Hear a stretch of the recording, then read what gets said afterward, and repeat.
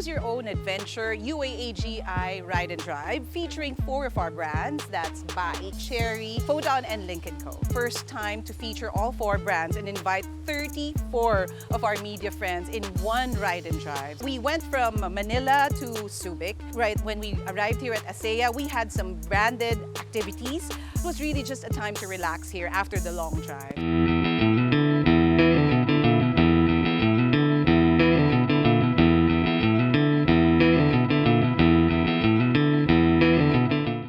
To the Foton Motor Philippines' plant, where we got to see the vastness of the factory, the manufacturing facility, all the products that Foton carried. It was one of the key features of our trip to showcase this facility to the members of the motoring media.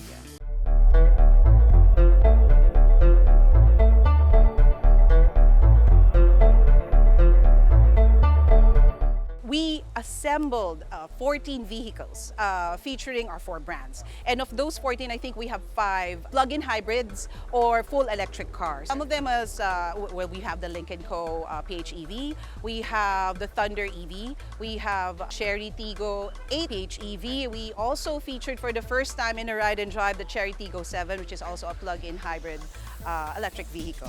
When we got here, we got to also showcase that charging station and the capacity of our EV vehicles.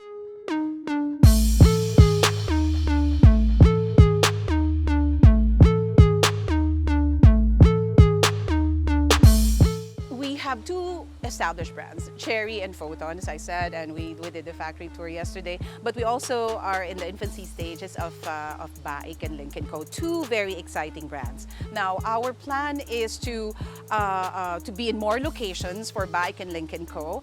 And basically communicate the brand and have local activation so that we can reach more targeted audiences. But more importantly, I think the plan for UAAGI is to showcase the brand of customer service that we have, which we've established with our 2 prior brands, Chery and Foton.